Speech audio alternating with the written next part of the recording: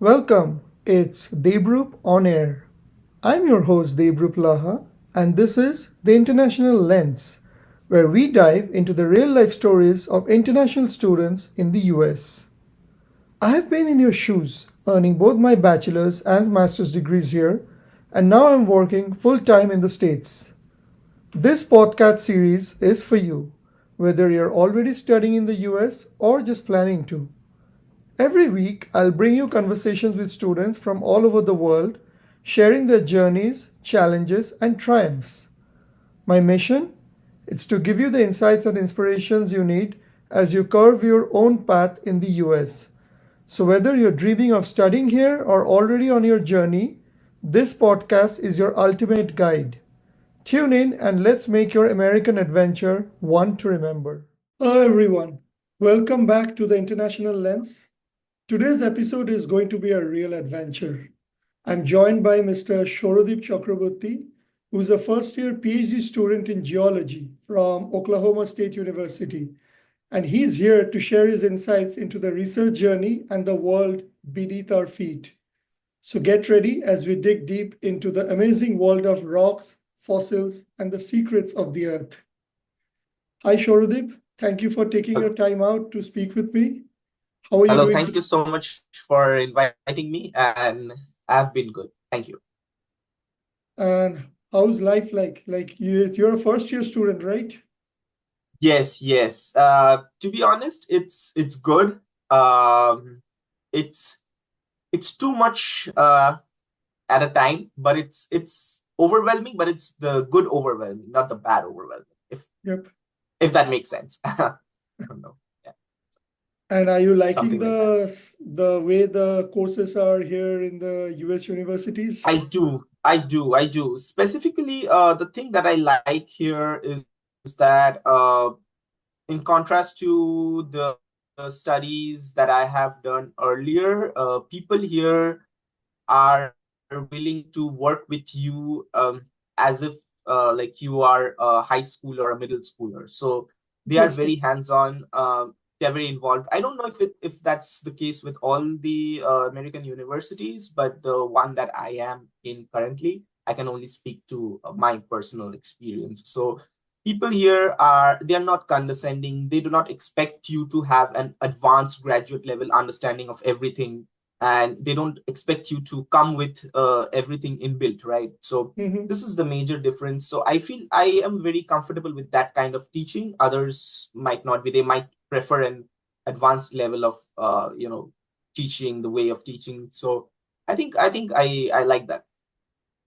Yeah, I mean, just to echo That's the what you were saying, I mean, when I came to the US, I was initially thinking that things will be very much advanced, and I'm coming from India. I actually came to the US for my bachelor's first.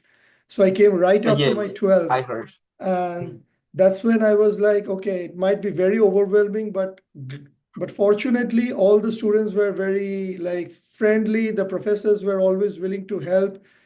And always, of course, we had to take that extra step initially to make sure we approach them Extra step, and yes.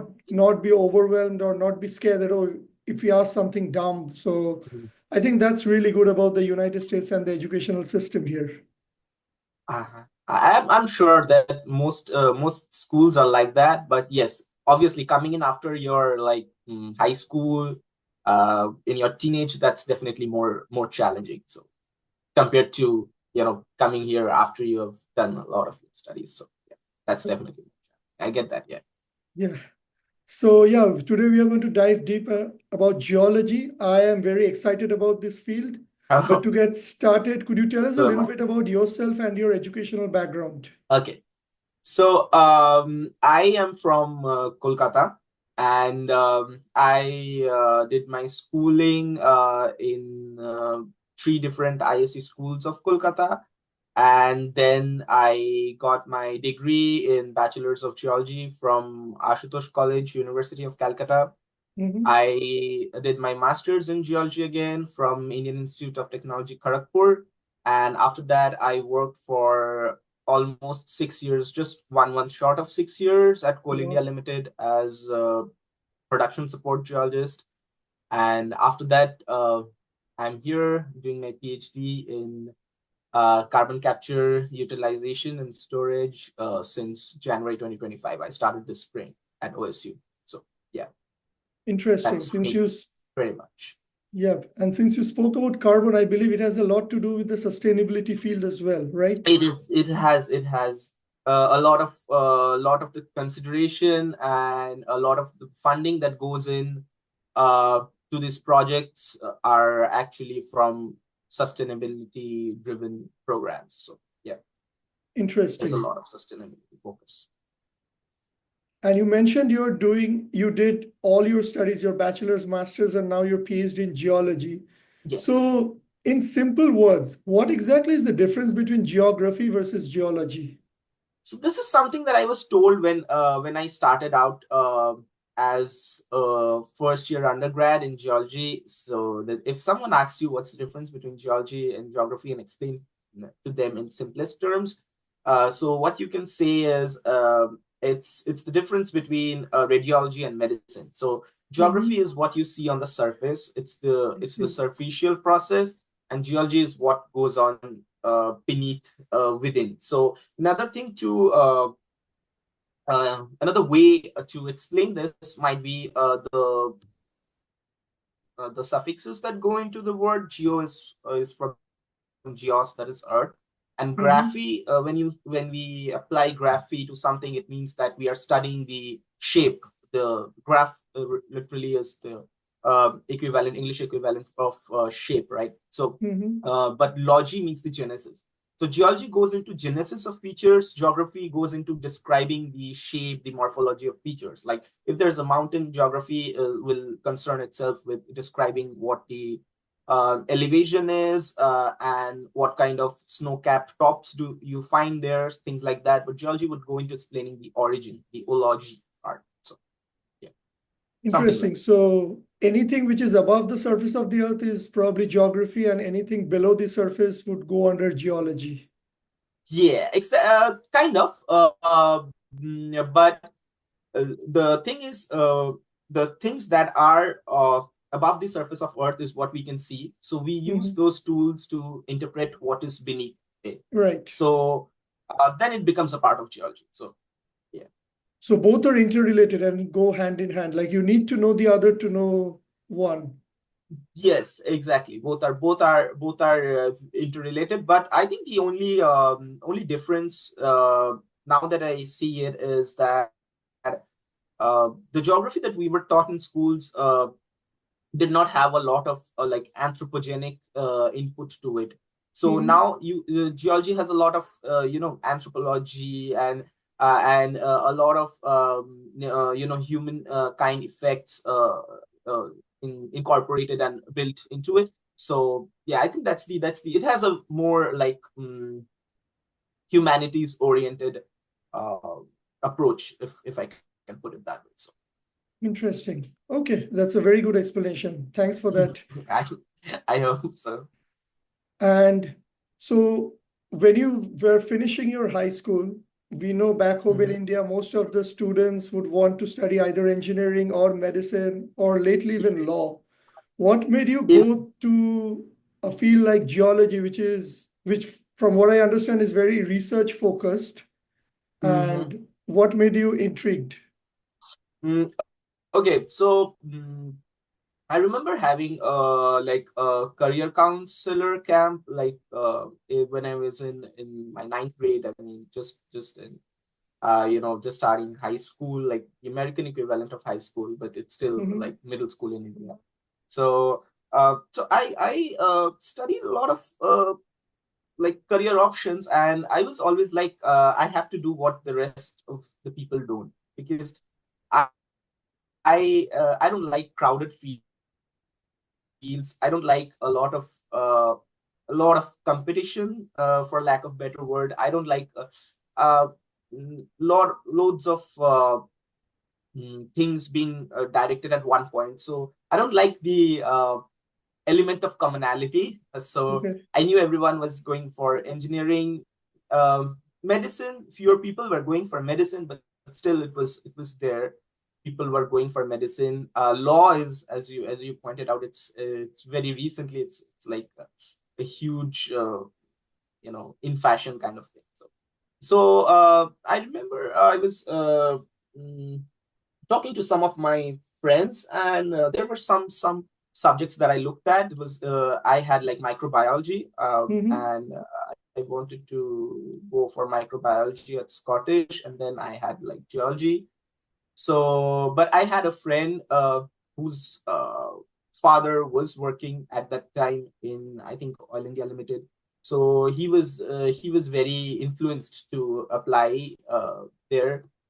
So he did, and I did. I mean, he got into presidency, but then he shifted Mm-hmm. to like economics, because presidency Okay. economics is like way more fanciful because of Amartya Sen and everything. So he shifted. He didn't eventually he didn't pursue his course in geology. I had another friend.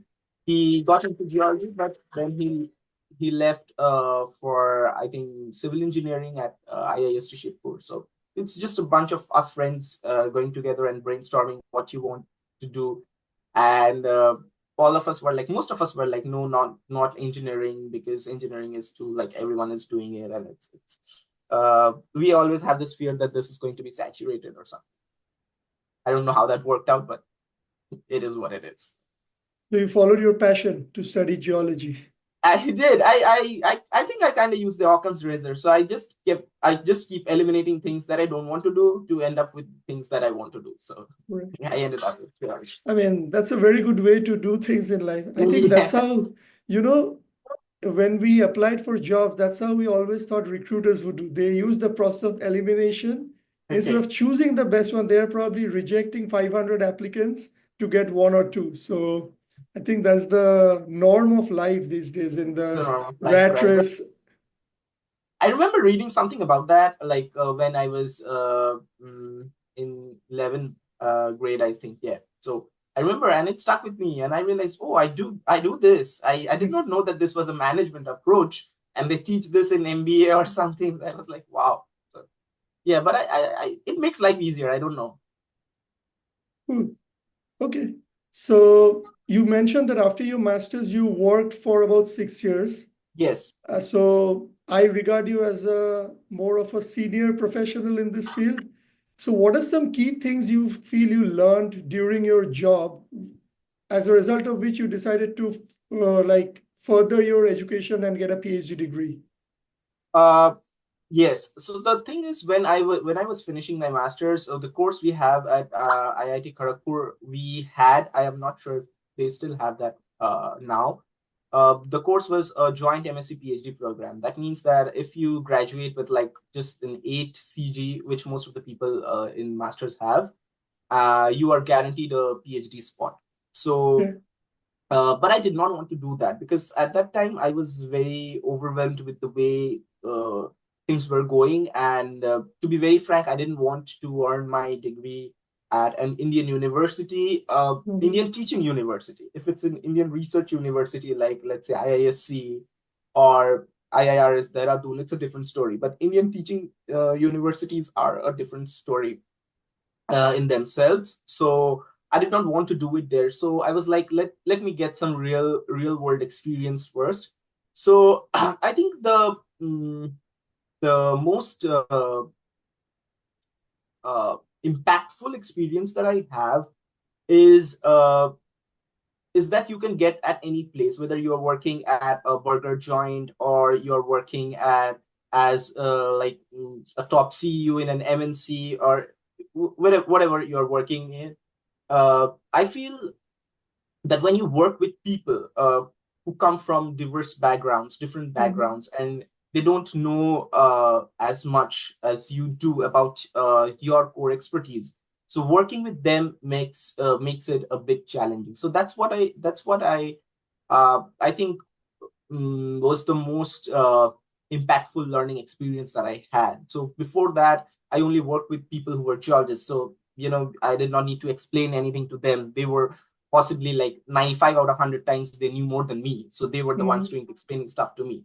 So to work with people, I think is the again, it's the most impactful thing out there. So people, when they say that get a real job, now I know what it means. It doesn't matter what job it is. You can do any job, but uh, to do that. And I think the other thing that I have learned is that taking responsibility, because I'm always someone who's responsible for myself. But to take ownership of something, to get it done within this deadline, within this timeline, I think that's kind of mm, what I would say is the greatest learning experience that I had. And then I thought that yes, I'm ready for PhD now, because I can take responsibility of certain things in life at this point. So Interesting. I think collaboration is definitely important, irrespective of which field you are and what your exactly. exact role is. And so, could you walk us through a little bit about your job role in the company? Because you were there for Okay. 6 years. So, what were Yeah. some technical aspects of that role? Yeah, it's yeah, 6 years is a lot actually. But to be very honest, I was planning my exit since a long time, because when you do things for the sake of experience and you do not see yourself having a long-lasting career out there, you start planning things out, to be very Mm-hmm. honest. So I did too, but things didn't work out because of COVID, and then I had something else. Then, you might be knowing that Indian companies, they have a 5-year rule for gratuity. I had a service bond period of 5 years, and then there was gratuity. So I was nearing like my third or fourth year when all that COVID mess was cleared up, and people in like US universities were hiring back, and they were like, yeah, we need more GTAs and GRAs. So at that point, I was like, no, I'm just 1 year short of it. So let me complete this and then get back. So then that three became four, four became five, and five ultimately became six, because I had to request a deferral for one semester.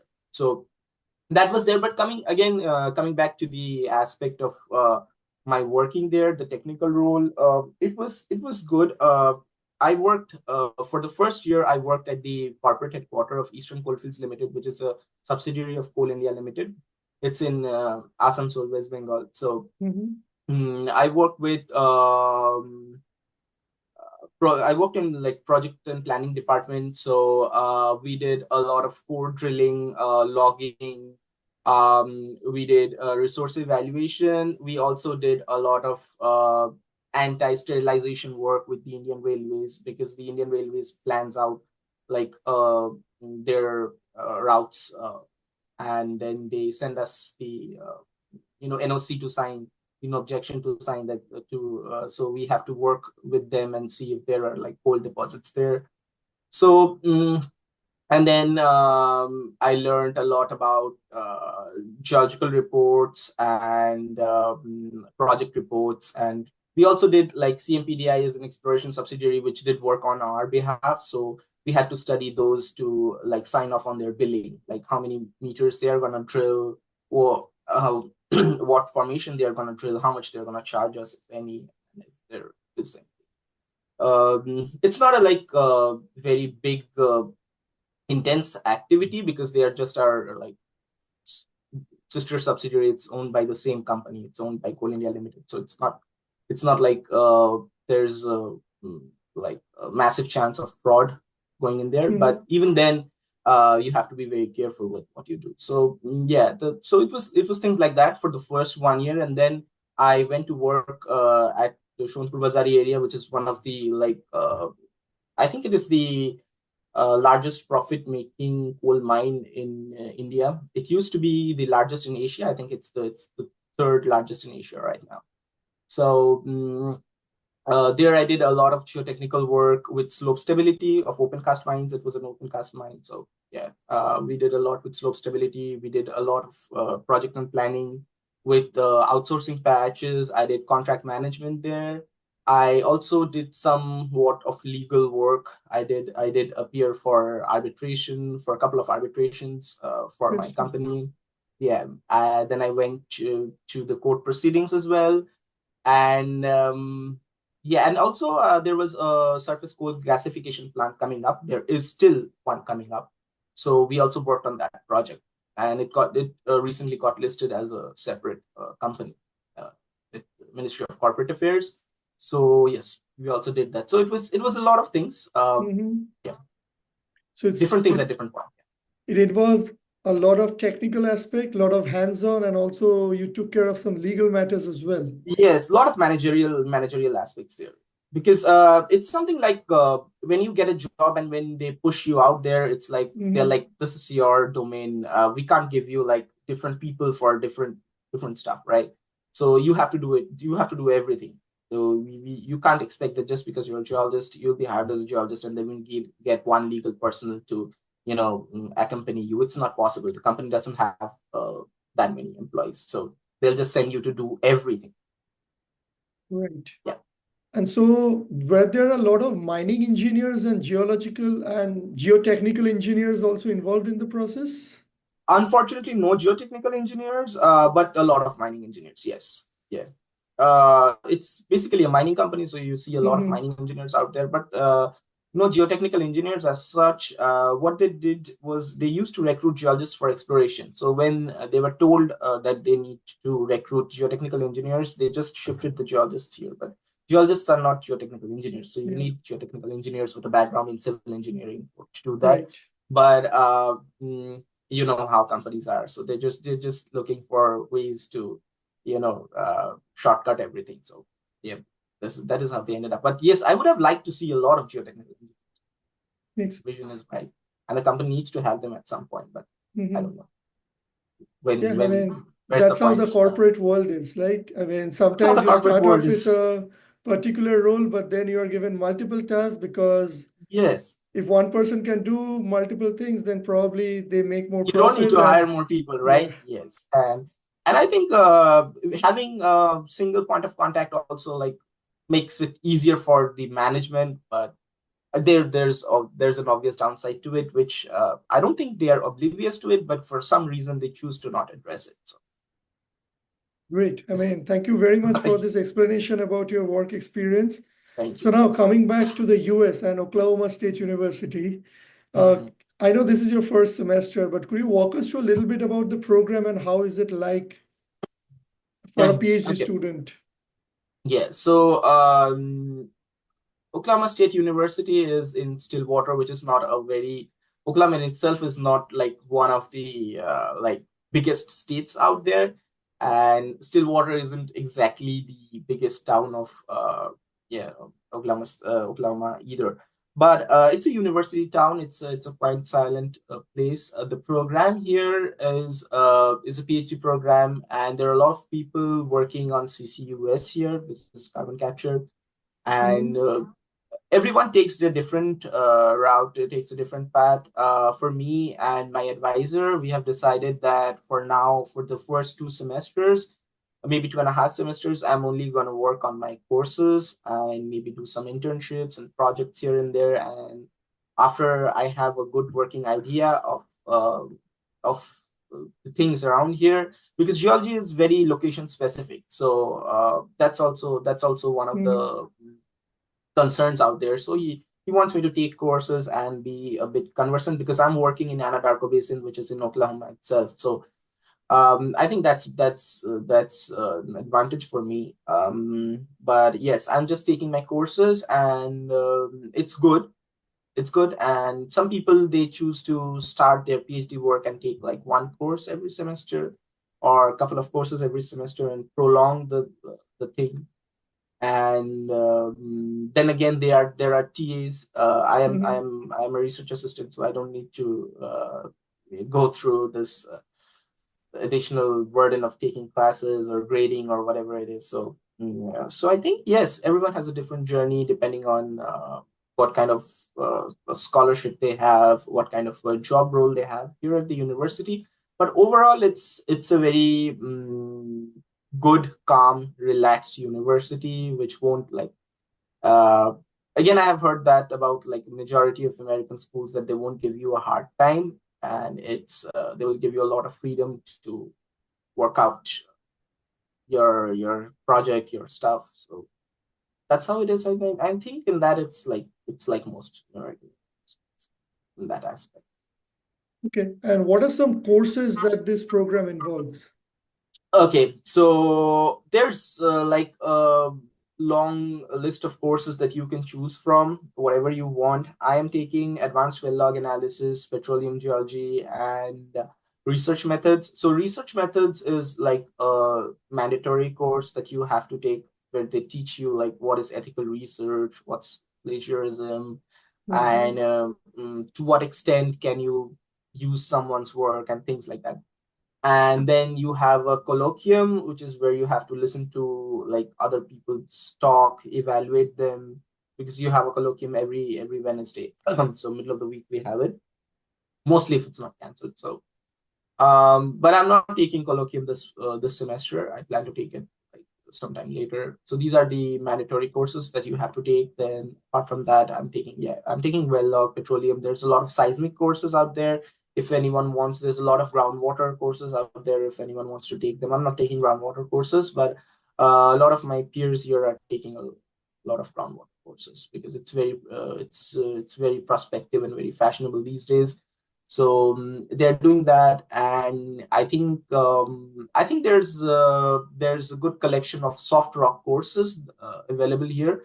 I don't know about the igneous and the metamorphic and hard rock and structural geology part. I think they're available more to undergraduate students. There are not many graduate courses at that level. So I think, yeah. But apart from that, I think there's good, and I think it's the same in OU, University of Oklahoma, and nearby universities as well. So they're offering a lot of courses in geophysics, seismic, soft rock, sedimentology, and not many in structure, because uh, most graduate students these days are working with something like that. They're not working with igneous or metamorphic or structure outside of some schools maybe. So some most of the southern United States schools have an affinity towards oil and gas. So Right, because absolutely. it's the oil and gas that fuels all the research out here. So it's like Devon for us, it's Mewburn for OU, University of Oklahoma. So it's some other company for some other school. So most schools in Texas, Oklahoma, I think they are like this. So you won't get a lot of like structural and igneous stuff here. You would get some for undergrads, but you won't get a lot of graduate courses designed.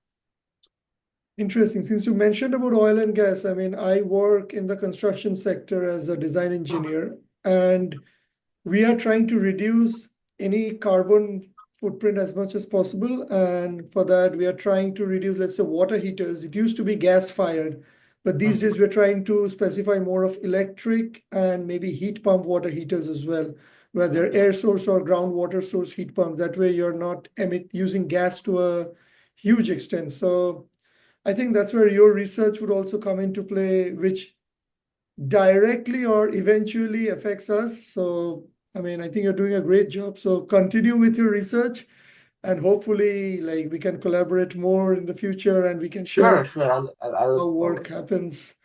Yeah. Yeah. And another question I had for you was in the field of geology, when somebody is doing a PhD, are most of the students coming from a geology background, or do you see people coming from engineering, like geotechnical engineering backgrounds as well? I just had one student from Iran, like who Mhm. started her PhD with me. She's from civil engineering, but I guess that's very limited. Most of the students are from geology. I don't know how it was like maybe 10 years before, but now I Mhm. think they are getting a lot of geology graduates. So the school itself will prefer someone with a background in geology.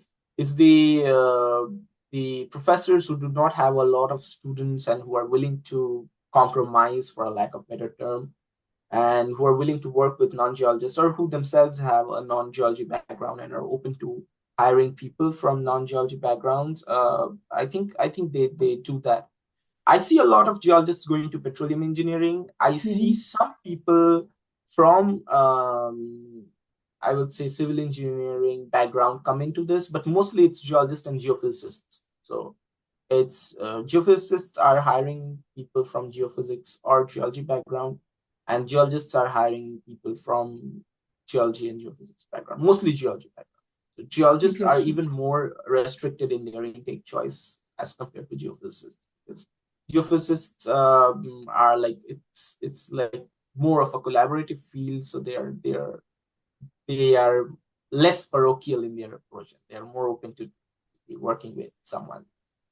But in India, I've seen a lot of people who do their bachelor's in physics and get their master's in geophysics. I think Mhm. not only a lot, I think majority of the people have a background in physics, then they have a master's in geophysics. Um, Here, I think it's mostly people who had geophysics as a subject from their undergrad itself. Mhm. Okay, that makes It's my sense. perception. And since we are coming towards the end, I had a couple of quick questions for you. Yep, So when sure. somebody pursues a degree in geology, do you think there are more roles in the industry or are there more roles in academia after graduation? In United States, definitely industry. Okay.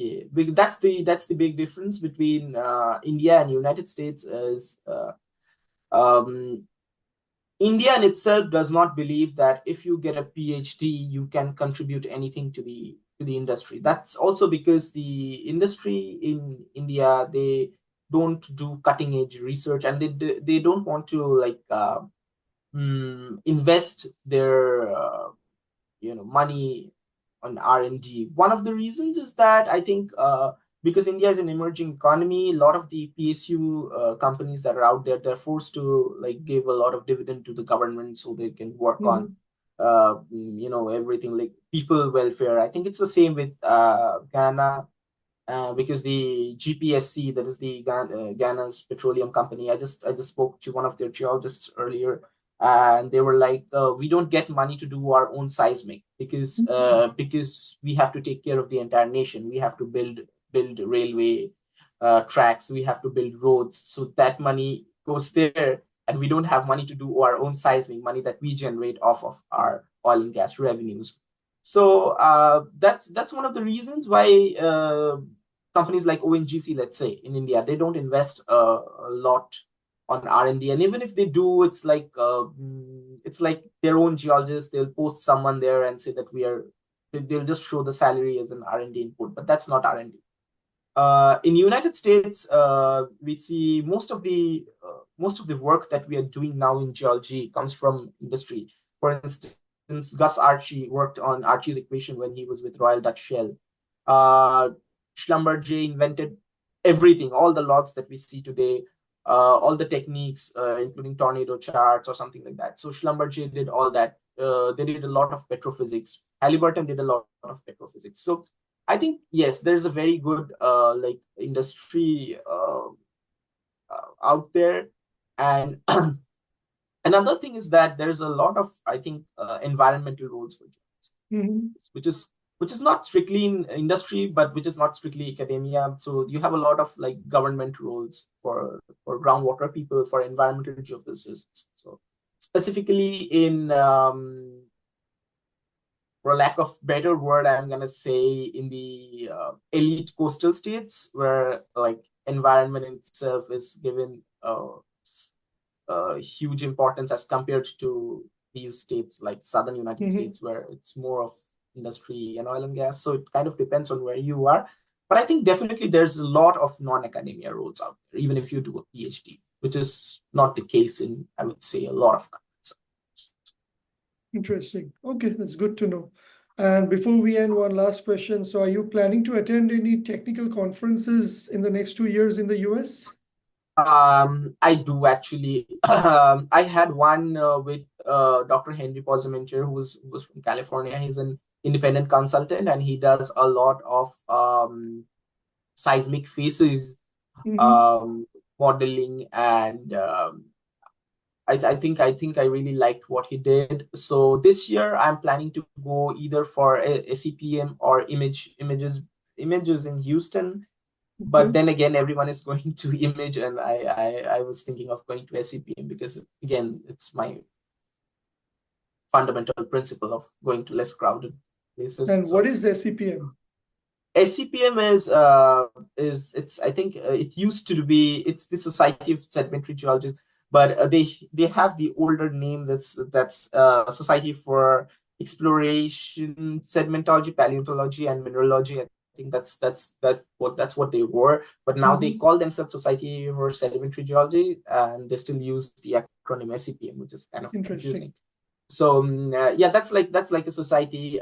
So it does a lot of sedimentological work. So SCPM has a Mudstone in the Wilds program, which is a technical conference, but it's also has like field work with it. So it's like a 4-day program of technical conference with field work. So I'm looking forward to either that or images like SCG, Society of Exploration Geophysicists, APG, American Association of Petroleum Geologists. So SCG, APG, and a bunch of other organizations are getting together to organize image. They do that every year. That's like a conclave that they have, symposium. So that is being held in Houston this year, I think in August. Yeah. So maybe this, and then we'll see what next year brings. But yeah, there's definitely GSA, there's definitely AGU, but yeah. So definitely in the future, maybe. Yeah, I mean, it seems Yeah, like when I there get is started. lots of events and conferences for you to Yeah. attend, and this is just Yeah, your that first there year, so you have quite a bit of time to explore the field, see what exactly. opportunities are there. Because, I mean, as an international student, there are, of course, lots of challenges on the path. Definitely. So, I mean, you'll have to mitigate those, and at the same time, never compromise on the learning curve, because that's what you're here for. Exactly. So thank you so much, Shoradip, for your time. It was lovely Thank you. speaking with you. I definitely learned a lot about geology. I mean, to some extent, and Thank maybe I'll you. reach out to you with more questions as Sure, I come sure. You're more across. than welcome. And when And students will be watching this episode, like the prospective students, I'm pretty sure they'll be fascinated by your journey so far. And I hope they'll be reaching out to you for further questions about the thank you so field and about what opportunities are there in the US. I sure hope they do. And thanks for giving me the opportunity to connect to so many people via you. And it was very interesting. Questions were very interesting. The way you framed them, it was very interesting. Thank you for the opportunity. Yep, great. Thank you so much again for your time. Thank you. Thanks for tuning in. Got questions or suggestions? Drop me an email at daybrouponair@gmail.com. Catch you in the next episode. And don't forget to like, share, and subscribe.